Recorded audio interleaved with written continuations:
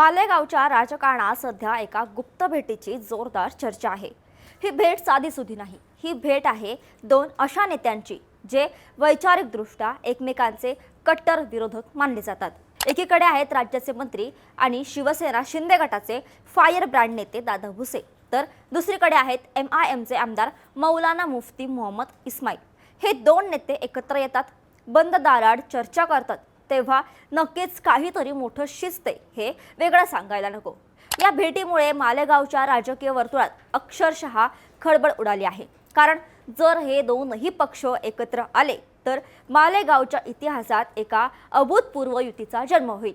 आज आपण या व्हिडिओमध्ये मालेगाव महानगरपालिकेच्या या हाय व्होल्टेज ड्रामाचा संपूर्ण आढावा घेणार आहोत। आपण समजून घेणार आहोत की नेमकं काय गणित जुळतंय, नक्की काय घडतंय मालेगाव महापालिकेत, महापौर नक्की कोणाचा होईल, इस्लाम पार्टी की शिवसेनेचा। नमस्कार, मी मृदुला आणि तुम्ही पाहताय थोडक्यात। परिस्थिती समजून घेण्याआधी आपल्याला सध्याची आकडेवारी समजून घ्यावी लागेल। मालेगाव महापालिकेच्या या 2026च्या निवडणुकीचे निकाल पाहिले तर कोणत्याही एका पक्षाला स्पष्ट बहुमत मिळालेलं नाही। जनतेने कौल दिलाय, पण तो मिश्र आहे। सभागृहातील एकूण संख्याबळ आणि जादुई आकडा गाठण्यासाठीची ही कसरत अत्यंत रंजक बनली आहे। सध्याची परिस्थिती अशी आहे की सर्वात मोठा पक्ष म्हणून समोर आली आहे इस्लाम पार्टी। माजी आमदार आसिफ शेख यांच्या नेतृत्वाखाली या पक्षाने तब्बल 35 जागा जिंकल्या आहेत। त्या खालोखाल आहे MIM, ज्यांच्याकडे 21 नगरसेवक आहेत। शिवसेना एकनाथ शिंदे गटाचे 18 जागांवर विजयी झाली आहे। समाजवादी पार्टीकडे 5 नगरसेवक आहेत। काँग्रेस जी एकेकाळी इथे सत्तेत होती ती अवघ्या 3 जागांवर संपुष्टात आली आहे आणि भाजपला मिळालेले आहेत 2 नगरसेवक। बहुमतासाठी म्हणजे महापौर आपल्या पक्षाचा बसवण्यासाठी संख्याबळ हवा आहे 43 आणि गंमत बघा, कोणाकडेच हे पूर्ण संख्याबळ नाही। इस्लाम पार्टी 35 जागा घेऊन सर्वात पुढे आहे, पण त्यांनाही अजून 8 जागांची गरज आहे। त्यांनी समाजवादी पार्टीच्या 5 नगरसेवकांची हातमिळवणी केली आहे, म्हणजे 35 अधिक 5 झाले 40। तरीही जादुई आकडा गाठण्यासाठी त्यांना अजून 3 नगरसेवकांची गरज आहे। आसिफ शेख यांचा दावा आहे की काँग्रेसचे 3 नगरसेवक त्यांना साथ देतील आणि त्यांचे संख्याबळ 43 होईल। जर हे गणित जुळलं तर महापौर अर्थातच इस्लाम पार्टीचा होईल हे निश्चित। पण इथेच खरी मेख आहे। आसिफ शेख यांचा हा विजयाचा मार्ग रोखण्यासाठी दुसरीकडे एक वेगळीच धक्कादायक खिचडी शिजते आणि ती म्हणजे शिवसेना आणि MIMची संभाव्य युती। ऐकायला हे विचित्र वाटतंय ना, भगवा आणि पतंग एकत्र, पण सत्तेसाठी हेही घडू शकतं। सध्या शिवसेनेकडे 18 नगरसेवक आहेत आणि MIMकडे 21। दोघांची बेरीज केली तर ती होते 39। जादुई आकडा आहे 43, म्हणजे यांना अजून 4 नगरसेवकांची गरज आहे। आता हे 4 नगरसेवक कुठून येणार? इथे 2 फॅक्टर महत्त्वाचे आहेत। पहिला फॅक्टर म्हणजे भाजपकडे असलेले 2 नगरसेवक आणि दुसरा आणि सर्वात महत्त्वाचा फॅक्टर म्हणजे इस्लाम पार्टीमध्ये निवडून आलेले पण पूर्वाश्रमीचे शिवसेनेचे असलेले 2 नगरसेवक। जर शिवसेनेला आपला महापौर बसवायचा असेल तर त्यांना MIMची साथ घ्यावीच लागेल, शिवाय भाजपचे 2 आणि ते बंडखोर 2 असे समीकरण जुळवावे लागेल। म्हणजेच शिवसेनेचे 18 plus MIM 21 plus Bhajap 2 plus 2 बंडखोरी म्हणजेच 43 हे समीकरण कागदावर जुळते। आणि म्हणूनच दादा भुसे आणि मुफ्ती इस्माईल यांच्या भेटीने आसिफ शेख यांच्या गोटात अस्वस्थता निर्माण झाली आहे। पण या महायुतीमध्ये एक मोठा अडथळा आहे, तो म्हणजे भाजप। शिवसेनेने भाजपला सत्तेत सहभागी होण्याचा प्रस्ताव दिला होता। सत्तेसाठी काहीही करायची तयारी नेत्यांची असते, पण भाजपने MIM सोबत जाण्यास स्पष्ट नकार दिला आहे। MIM सोबत कोणत्याही परिस्थितीत युती करणार नाही हा भाजपचा पवित्रा आहे आणि तो त्यांनी आजही कायम ठेवलाय असं समजते। त्यामुळे शिवसेनेचे गणित इथेच फसण्याची शक्यता आहे। भाजपचे 2 नगरसेवक जर बाजूला झाले तर सेना आणि MIMची बेरीज 39 वर थांबते। मग त्यांना अजून 4 नगरसेवक कुठून मिळणार? हे सगळं आज का घडते हे समजून घेण्यासाठी आपल्याला थोडं इतिहासात जावं लागेल। आपण मागच्या म्हणजे 2017च्या निवडणुकांवर एक नजर टाकूया। त्यावेळी काय परिस्थिती होती? 2017 सालच्या मालेगाव महानगरपालिका निवडणुकीत चित्र पूर्णपणे वेगळं होतं। त्यावेळी काँग्रेसचा बालेकिल्ला अभेद्य होता। 2017 मध्ये काँग्रेसने सर्वाधिक 28 जागा जिंकल्या होत्या। त्या खालोखाल राष्ट्रवादी काँग्रेसने 20 जागा जिंकल्या होत्या।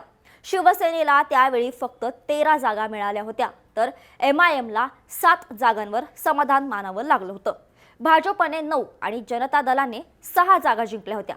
त्यावेळी काँग्रेसने आपली सत्ता स्थापन केली होती आणि शेख रशीद हे मालेगावचे पहिले महापौर झाले होते. त्यावेळी काँग्रेसचे वर्चस्व आणि आसिफ शेख यांची ताकद मोठी होती. पण काळाचं चक्र फिरलं. 2022 नंतर महाराष्ट्राच्या राजकारणात जी उलथापालथ झाली त्याचे पडसाद मालेगावातही उमटले.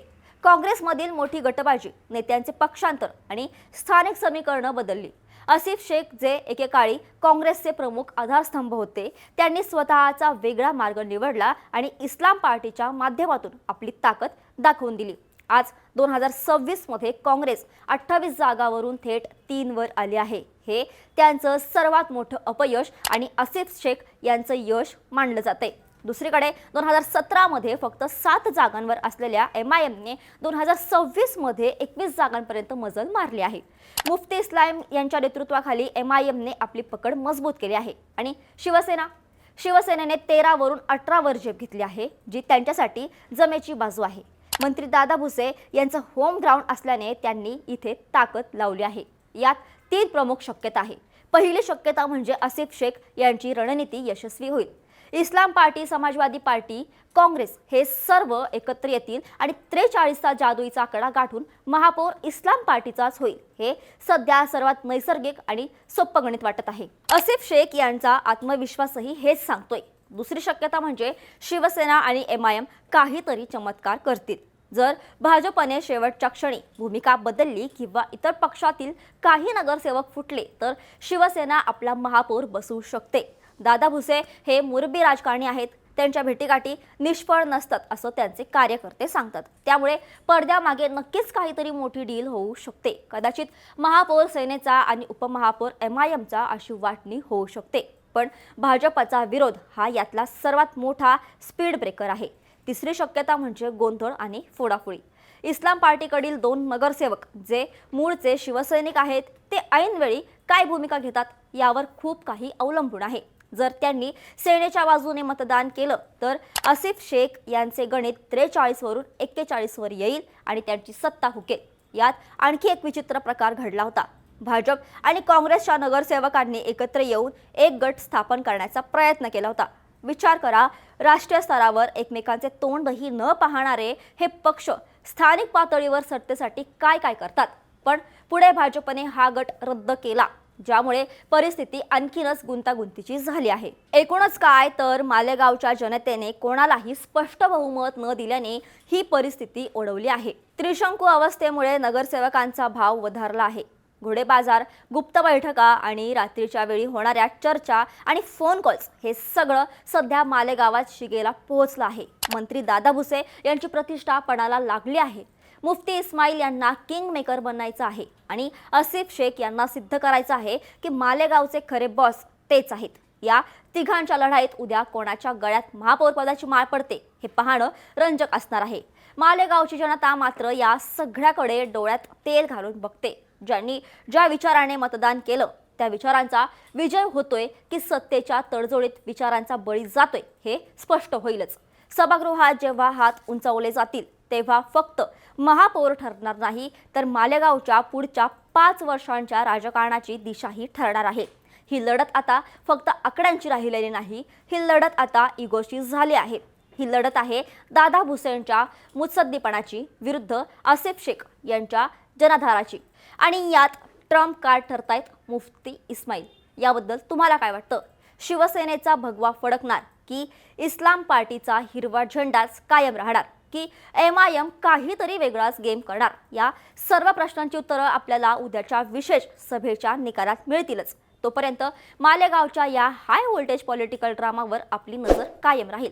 तुमचं मत खाली कमेंट्समध्ये नक्की सांगा आणि अशाच महत्त्वाच्या माहितीसाठी थोडक्यातला फॉलो आणि सबस्क्राईब करायला विसरू नका.